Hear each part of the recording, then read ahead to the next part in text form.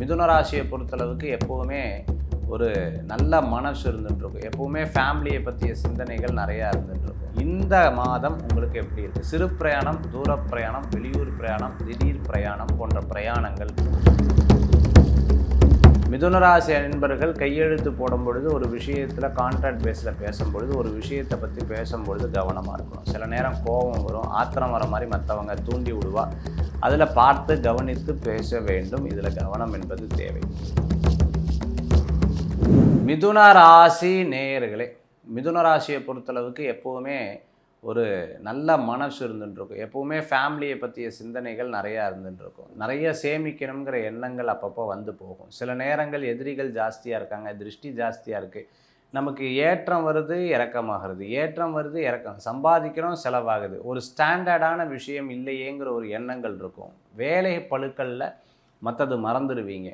அன்பு கொண்டவனுங்கக்கிட்ட அன்பாக பேசுவீங்க. எதிரியாக இருக்கவங்கக்கிட்ட துஷ்டனை கண்டால் தூர விலகுன்னு போகக்கூடிய மனசு எப்போவுமே மிதுனராசி அன்பர்களுக்கு கண்டிப்பாக இருக்கும். இந்த மாதம் உங்களுக்கு எப்படி இருக்குது? சிறு பிரயாணம், தூர பிரயாணம், வெளியூர் பிரயாணம், திடீர் பிரயாணம் போன்ற பிரயாணங்கள் இருக்கும்.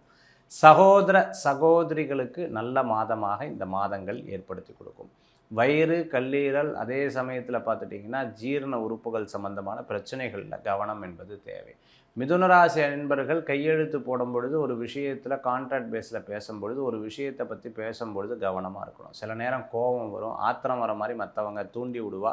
அதில் பார்த்து கவனித்து பேச வேண்டும். இதில் கவனம் என்பது தேவை.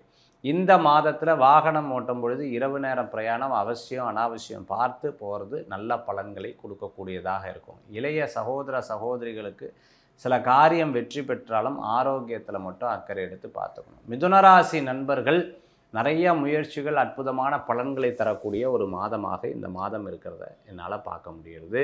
சில விஷயங்கள் வெளியில் சொல்ல மாட்டேன், மனதுக்குள்ளேயே நினச்சிப்பேன், அது உங்களுக்கு சாதகமாக இருந்துட்டுருக்கணும். சிலது விட்டு கொடுக்கவும் முடியல, எடுத்துக்கவும் முடியலையேங்கிற உறவுகள் அப்பப்போ வந்து போகும். இந்த மாதத்தில் வந்து பார்த்திங்கன்னா சில நேரங்களில் ஒரு குழப்பமான சூழ்நிலை, குழப்பத்தில் முடிவெடுக்கிறதை தவிர்த்து கொள்வது நல்லது. இந்த மாதத்தில் வழிபடக்கூடிய தெய்வம் மீனாட்சி அம்பாள் வழிபாட்டோட ஆவணி மாதம் நீங்கள் இருந்தால் நிச்சயமாக அற்புத பலன்களை கொடுக்கும். திருவார்க்கும் செய்தர்மம் கைகூட்டும் செஞ்சற் பெருவார்க்கும் வீடும் பெருக்கும் உருவார்க்கும் ஆதலால் வானூரும் ஆணி முகத்தோனே ஆதலால் கூப்பும் பிரதம் கை வேல்வேல் முருகா வெற்றிவேல் முருகனுக்கு கரகரோகரா. அனைவருக்கும் இனிய நமஸ்காரங்கள். உங்கள் ஜோதிஷாச்சாரிய ஜோதி சாம்ராட் மகேஷியர்.